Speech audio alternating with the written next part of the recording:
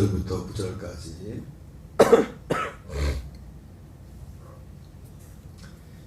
1장 5절부터 9절까지 한 목소리로 봉독하겠습니다. 내가 너를 그레데에 남겨둔 이유는 남은 일을 정리하고 내가 명한 대로 각 성의 장로들을 세우게 하려 함이니 책망할 것이 없고 한 아내의 남편이며 당당하다는 비난을 받거나 불순종한 일이 없는 믿는 자녀를 둔 자라야 할지라. 감독은 하나님의 청지기로서 책망할 것이 없고 제 고집대로 하지 아니하며 급히 분내지 아니하며 술을 즐기지 아니하며 구타하지 아니하며 더러운 이득을 탐하지 아니하며 오직 나그네를 대접하며 선행을 좋아하며 신중하며 의로우며 거룩하며 절제하며 일뿐 말씀의 가르침을 그대로 지켜야 하리니 이는 등이 바른 교훈으로 권면하고 거슬러 말하는 자들을 책망하게 하려 함이라. 아멘. 할렐루야. 오늘은 어제에 이어서 디도서 1장 1절부터 9절까지 본문의 말씀을 중심으로 디도를 그레데에 남겨둔 이유, 디도를 그레데에 남겨둔 이유라는 제목으로 하나님의 말씀을 전하도록 하겠습니다. 어제 살펴봤지만 오늘 5절에 보면은 사도 바울은 디도를 그레데 섬에 남겨둔 이유를 이렇게 말합니다. 내가 너를 그레데에 남겨둔 이유는 남은 일을 정리하고 내가 명한 대로 각 성에서 장로들을 세우게 하려 함이니. 디도를 그레데에 남겨둔 이유는 남은 일을 정리하고 내가 명한 대로 각 성의 장로들을 세우게 하려 합니다. 어제도 잠깐 말씀드렸지만 이 남은 일이 뭘까 여러 가지 가능성이 있었지만 다른 어떤 해석들에 보니까 이 남은 일이 뒤에 나오는 이 장로들을 세우고 또 이제 또 뒷부분에 나오지만은 그 특별히 할레파드에 문제를 일으키는 그레데의 어떤 고질적인 그 지역적인 태생적인 어떤 고질병적인 그런 것도 있었는데 그런 것들에 대해서 정리할 것을 위해서 디도를 남겨뒀다는 내용들이 나옵니다. 근데 오늘 우리가 이 본문을 통해 생각해 볼 것은 바울이 디도를 남겨둔 목적은 이제 외적으로는 이렇게 남은 일을 정리하는 것, 특별히 그 남은 일 중에서도 가장 큰 것은 장로들을 세우는 일. 뭐 그냥 콕 집어서 이제 명시했던 것처럼 각 성의 장로들을 세우기 위함이다. 이렇게 말씀하고 있습니다.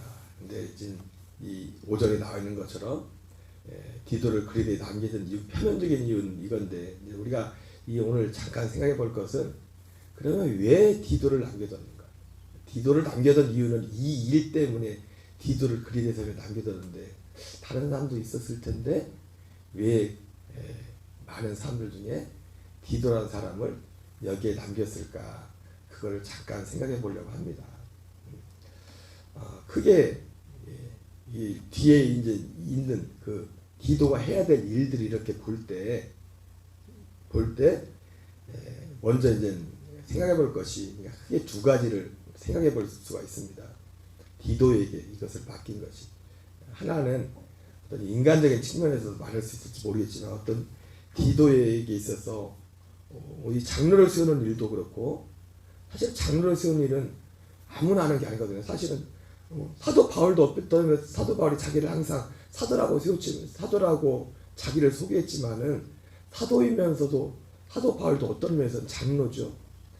베드로도 자기 자신을 장로라고 소개했어요. 사도 요한도 그렇고 너희와 함께 장로된 아무개는 이렇게 자기를 소개했거든요. 한 목회자로서. 그래서 이게 장로를 세운다는 것 자체가 사실은 바울이나 해야 될 일이고 예배도 그 지역에서 교회 그 사도 바울이 세웠던 그 장로들을 어제도 말씀드렸지만 밀레도에서 이제 초청했던 것처럼 그런 일들이거든요. 결코 이게 각 성의 장로들을 세운다.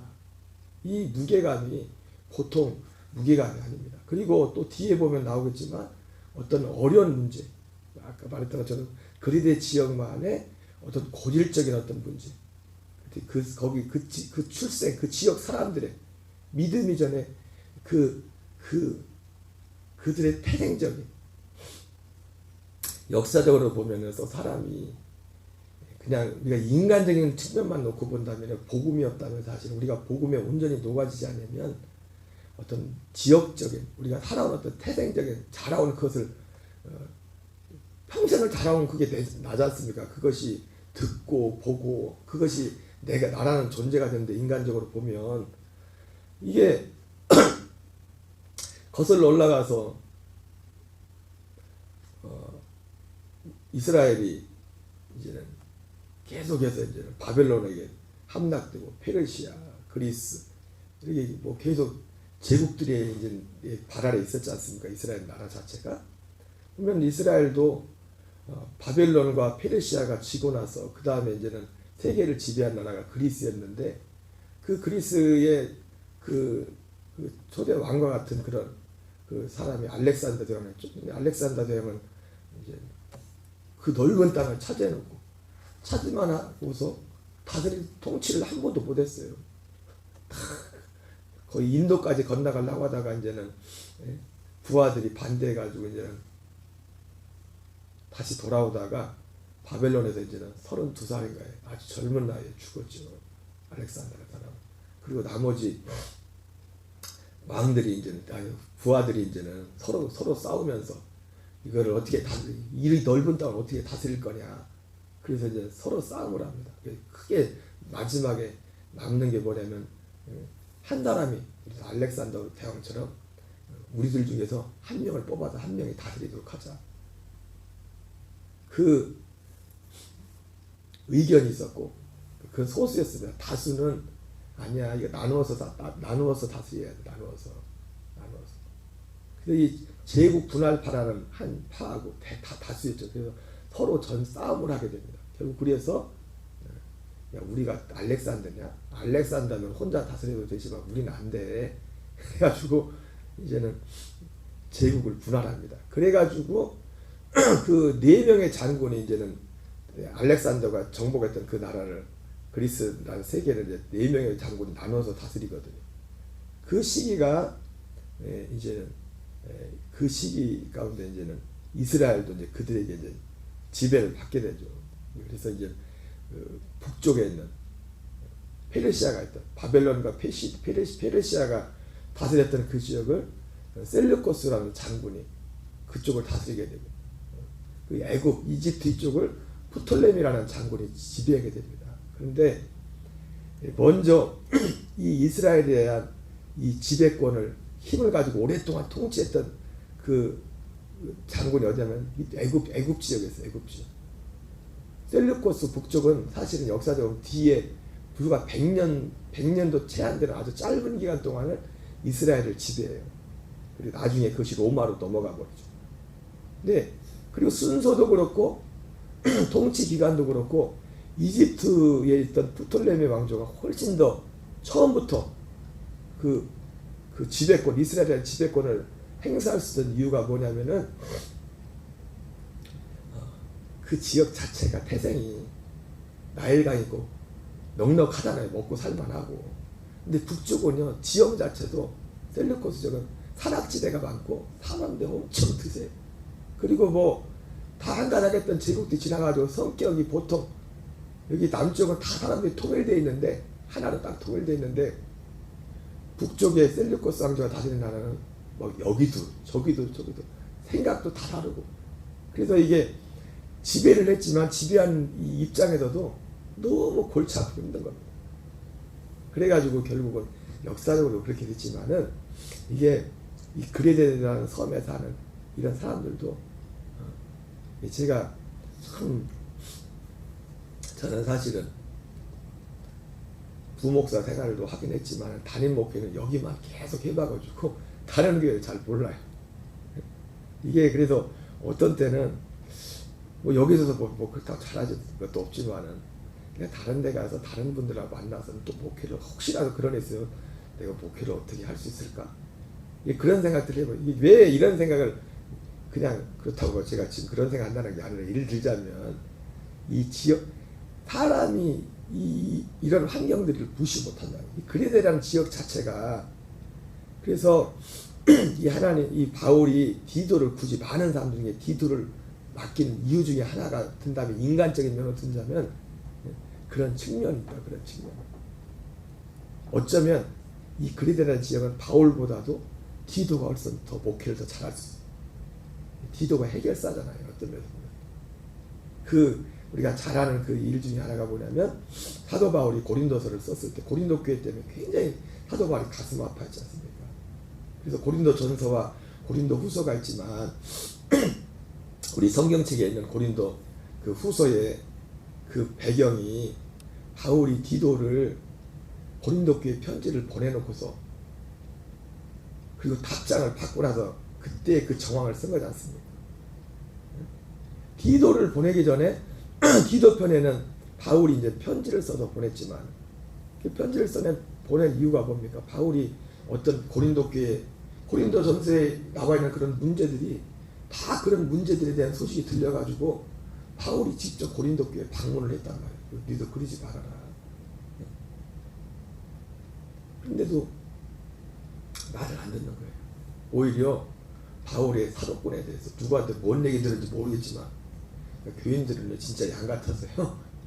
그래서 아무리 저게도요 보면은 어느 교회든지 목사님들하고 교인들하고 달라요. 왜냐면 보는 거하고 생각하는 게 다른 거죠. 죄송합니다. 지금 이런 얘기도. 이 별거 아닌 것 같아도요. 예전에 제가 시골에 교육전사 했을 때도 교인들은 쓸데없는 불이 켜져 있는지 꺼져 있는지를 몰라. 근데 목사님들은 그게 다 보지도 않는데. 그래서 바울이 너무 마음이 속상했어요. 돌아와가지고 자기가 가서 너무 자기가 세운 교회 교인들한테 상처를 받고 이렇게 돌아와서 마음이 거기에 손해보고 잡히질 않아. 그 디도를 보냈는데 디도가 오지 않는 겁니다. 올 때가. 그래서 사도 바울이 그 성경에 뭐 사도행전에 보면은 이 뭐 전도 새신자들이 많이 생겨 전도할 대상자들이 많이 생겨서 일을 바쁜데 그 바쁜데도 불구하고 이 여기에 마음이 너무 마음을 둬가지고 디도를 만나려고 아마 여차했으면은 그 고린도 교회까지 갈 판이에요. 배 타고서. 근데 다행히 이제는 그 가기 전에 디도를 만나게 되죠. 디도가 배 타고 건너와가지고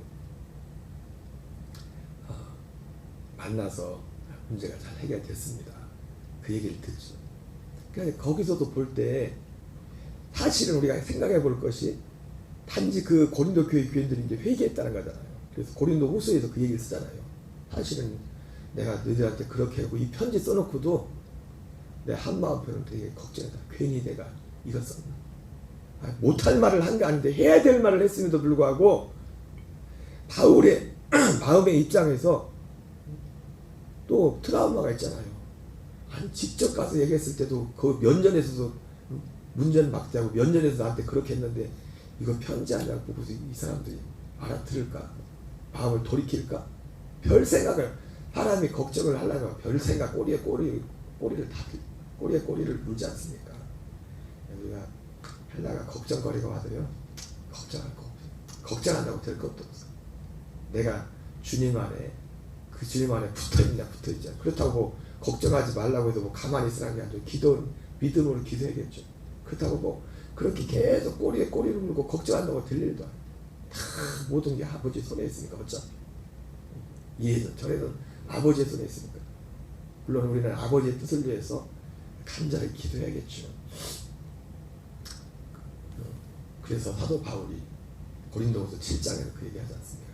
그런데 근심도 내가 근심했지만 너희들도 근심케 당신들도 이 편지 때문에 근심했겠지만 근심도 근심 나름이다.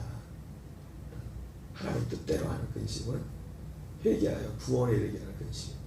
세상 근심은 사망을 이루는 것이다. 지금 이 고린도 후서가 전후서가 쓰였을 그때하고 지금 디도서가 쓰였을 때하고 시기적으로 5년에서 10년 정도 후에 디도서가 쓰여졌거든요. 이미 이제 그 사건이 그러니까 그 사건뿐만 아니라 그리고 이제 그 고린도 교회 교인들이 그 편지를 받았지만, 예? 여러분 우리가 보통 누구의 국가적으로도 어떤 지도자가 친서를 보낼 때는 그 편지도 편지지만 편지를 갖고 가는 사람도 중요하잖아요. 그 전달자가. 그런 면에서 볼 때 우리가 생각할 수 있는 게 뭐냐면 어떤 복잡한 어떤 문제들, 힘든 문제들을 어떤 해결하는 데 있어서 디도에게 있어서 어떤 특별한. 바울은 자기가 직접 갔는데도 물론 어떤 시기적인 환경적 여러 가지 요인이 있었겠지만은 문전박대 받고 왔는데 디도는 편지 한 장 들고 가지고 문제를 해결하고 왔어요. 물론 그 편지, 그러니까 편지에 쓰여있는 내용도 내용이지만 그 내용을 가지고 가는 그 디도가 어떤 세상적으로 보면 해결사하게 된 어떤, 그 목사님들 보면 어떤 교회 보면은 그렇게 교인들 목사님한테 물론 여러 가지 이유가 있겠지만 그렇게 불순종하고 그랬던 사람들이 세상 말로 임자 만나서 새로운 목사님이 임자 만나서 더 신앙적인 것도 있지만 인간의 어떤 이 카리스마를 가지고 따가고 이제 그렇게 뭐라고 하던 사람들이 꿈쩍도 못하고 오히려 목사님 놓치고 인간적인 그런 요소들이 있더란 말이에요 보니까. 그래서 오늘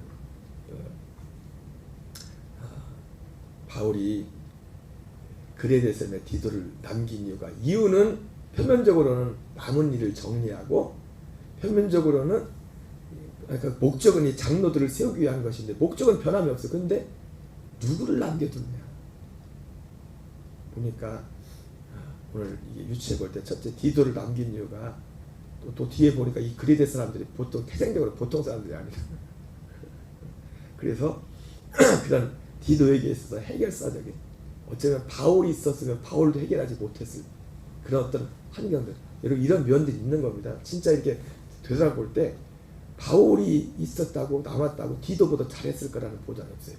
적어도 이 글에 대해서에 대해서 글에 대해서 디모데가 그렇게 믿음이 좋았지만은 디도 대신 디모데를 남겼으면 디도는 또 어떻게 우리가 성경 유추해 볼 때 정반대가 디도하고 분명히 정반대 성향이 굉장히 내성적이고 내향적인 그런 이렇게 보면은 속병이 많았어. 그래서 디모데가 속병이 많아가지고 야 디모데야 너 자주 나는 우유를 지나면서 가끔씩 포도주도 좀 먹어라. 포도주 술 마시라는 얘기가 포도주가 약으로.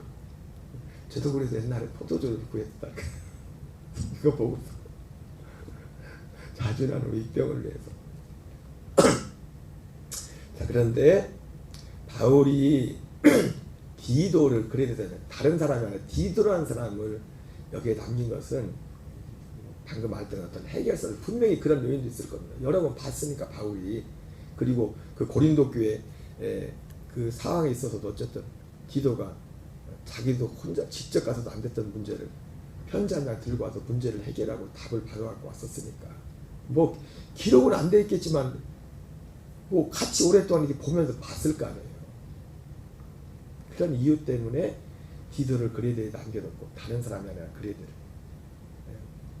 이것이 근데 이것과 함께 진짜 중요한 이것이 아무리 그런 것이 있을지라도 진짜 중요한 이유는 뭡니까?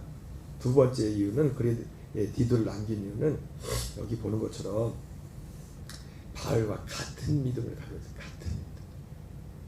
다 문제를 해결해도 같은 믿음이 전달되지 않으면 같은 믿음이 뭐냐면 같은 복음을 말하는 거예요. 믿음이란 말과 특히 사도 바울이 쓴 편지에 서신서에 나오는 믿음이란 말과 복음이란 말은 같은 의미로 쓰였어요. 바울 믿음이란 말과 복음이란. 그래서 갈라디아에서는 갈라디아에서도 믿음 이 같은 믿음이라고 써요. 사도 바울이 갈라디아 말했던 그 믿음이 그 믿음이란 말이에요. 그래서 뭐라고 표현합니까?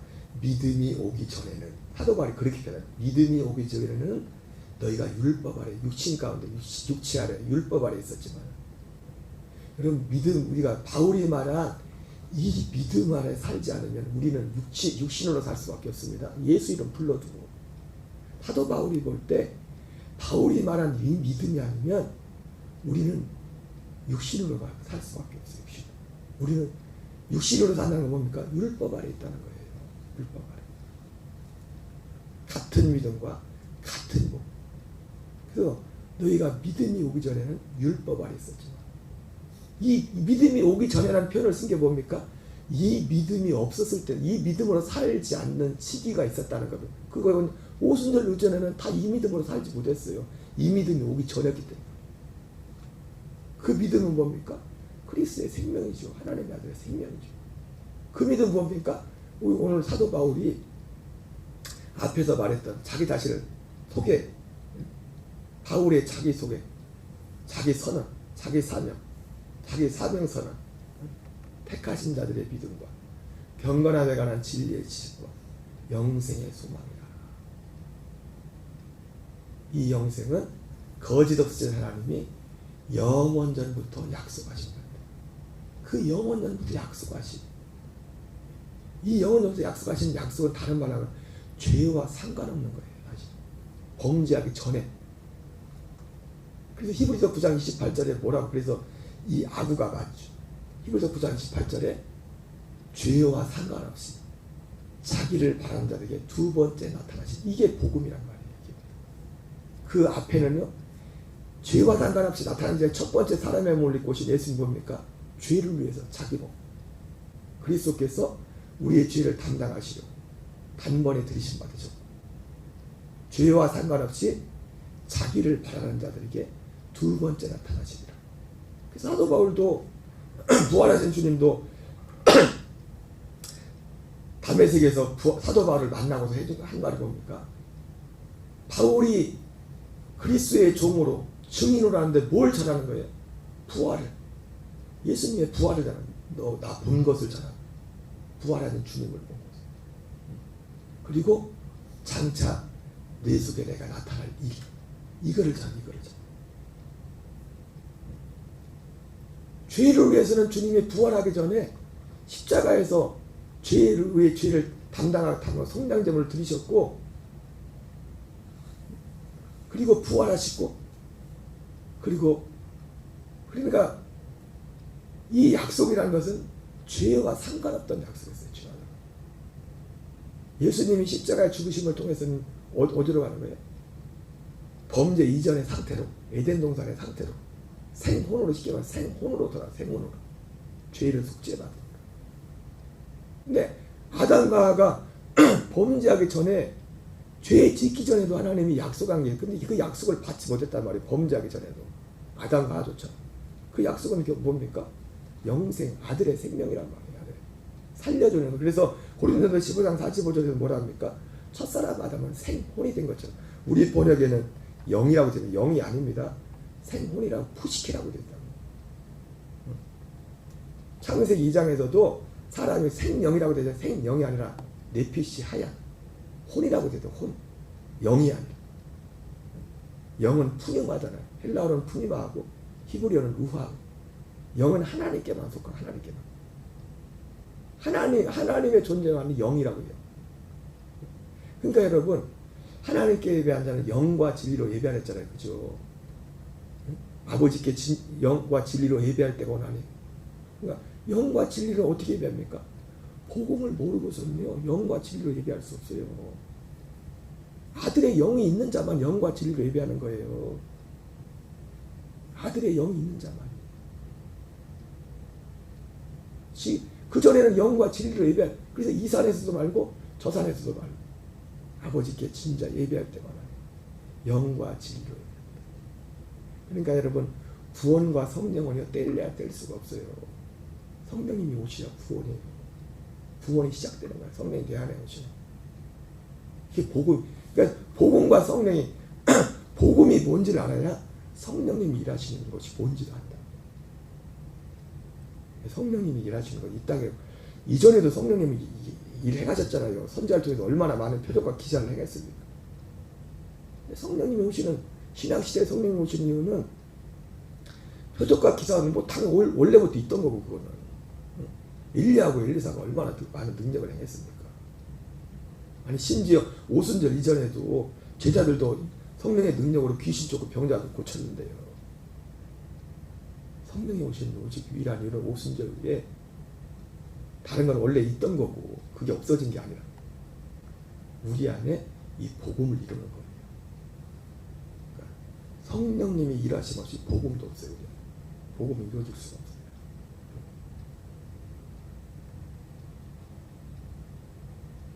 바울이 그래서 여기 뭐라 합니까? 같은 믿음을 따라 나의 참 아들 된 디도. 그 고린도서 4장 15절 이런 표현을 하죠. 그리스도 안에서 1만 스승이 있으나 아비는 많지 아니하니 그리스도 예수 안에서 내가 복음으로서 너희를 낳았다. 그렇게 복음을 낳았다. 바울이 전한 이 복음을 통해서 이걸 믿음으로 태어나는 겁니다. 디도가. 근데 참 아들 된 디도. 이 복음을 받았다가 뒤로 물러간 사람들이 얼마나 많습니까? 처음엔 좋다고 받았다. 근데 디도는요, 인간적인 면모로서 그런 해결사적인 것도 있었지만, 어쩐지 이 디도는 사도 바울이 지켜보니까 복음의 변절이었어요. 이 디도도 자기를 소개한다면 분명히 그렇게 소개했을 겁니다. 내 영의 아버지, 나를, 내 아버지. 사실 우리를 태어나게 하는 것은 결국 성령님이 태어나게 하는 거죠. 성령이 태어나는데 그냥 일방적으로 태어난 게 아니라 전도에 미련한 것을 이걸 전해가지고 이 가운데 성령님의 역사에서 이것을 믿게 하고. 원래 성령님의 역사는 뭡니까? 성령님의 역사는 제가 지난번 말씀드려 말했지만 먼저 진리의 빛을 비추, 이 지식을 알게 하고 깨닫게 하고 믿게 한다고. 요한복음 16장에도 나오죠. 진리의 성령이 오셔서 그리고 성령님은 우리를 예수님이 말씀했던 거 다른 말 안 해요. 예수님도 자기가 하고 싶은 걸 말한 게 아니라 아버지께서 하라고 하는 것만 했다고 가르친 거예요. 근데 그게 다 뭐예요? 예수 그리스도 자신에 관한 거예요. 요한복음 5장 36절에 아버지께서 완성하라고 맡기신, 이루시라고 맡기신 그 일, 그것만 얘기했다. 그것만. 근데 그걸 누굴 통해서? 자기를 통해서, 자기의 순종을 통해서. 예수님 자신의 죽으심과 부활과 승천과 영광 받으시는 이 모든 그 요한복음에 다 그 얘기 다 써 있잖아요. 주님이 아버지께 하라고 한 일을 맡기신 영생. 요한복음 5장에서는 그걸 영생이라고 했죠. 영생. 시편과 성경도 바로 여기에 대해서 말하고 있다. 사도 바울이 말했죠. 그래서 왜 디도에게 맡겼냐? 같은 믿음을 따라 나의 참 아들 된 디도. 인간적인 해결사적인 면 때문에 하나는 디도에게 맡겼고, 많은 사람 디도를 남겨놓고. 그러나 이것 가지고는 안 돼. 아무리 인간적으로 다 해결해봤자 결국 끝은 뭡니까? 이 믿음을 전하려고 하는 거예요. 이 믿음이 전달돼야 되는 거예요. 근데 가만히 보니까 사도 바울도 이렇게 사역하다 보니까 그렇게 눈이라도 빼줄 것 같은 사람들도 어느 날 딱 변절해서 다른 걸 쫓아가. 근데 디도는 변함이 없어. 변함이 없어. 그리고 오히려 자기보다 보니까 전투력이 더해. 전투력이. 자기도 해결하지 못한 문제를 가다가 싸우던 거리가 어디입니까? 그거 편지 하나 전달해 주려고. 아시아 여기서 배 타고 저기 고린도까지 그 수고를 마다하지 않고. 그건 하나의 한 예에 불과하죠. 그죠? 이런 이유 때문에 오늘 바울이 그레드에 다른 사람이 아닌 디도를 남겼어요. 그리고 참 아들들 그걸 믿었을 뿐만 아니라 오늘 장로들을 세울 때 장로들을 세우라고 했잖아요. 장로들의 자격을 말하잖아요. 그죠? 자격을 이런 사람들을 세우라고. 그러면 우리가 생각해 보니까 이걸 세우는 디도라는 사람 자체가 그 자격 조건보다 훨씬 좋았다는 겁니다. 그거를 그렇게 사는 사람이었다는 거예요. 복음에 사는 거예요. 그렇지도 못한 뭐 무슨 장로를 세우라고 가서 그러잖아요. 여기 나오는 장로의 자격, 감독원 하면서 나오지 않습니까? 그런 조건들을 충분히 본이 될 만큼 기도의 삶이 그걸 따랐다는 거예요. 여러분, 옛날에 그런 말씀 있죠. 할 일은 하나님의 사람을 찾는다.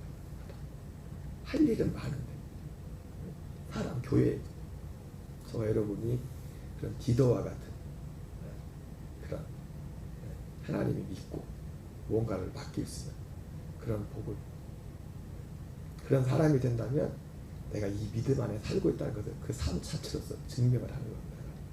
그런 복이 있기를, 그리고 이 일이 더 우리 교회 가운데도 풍성하게 일어날 수 있도록 기도하는 저와 여러분 되시기 바랍니다. 우리 주기도문을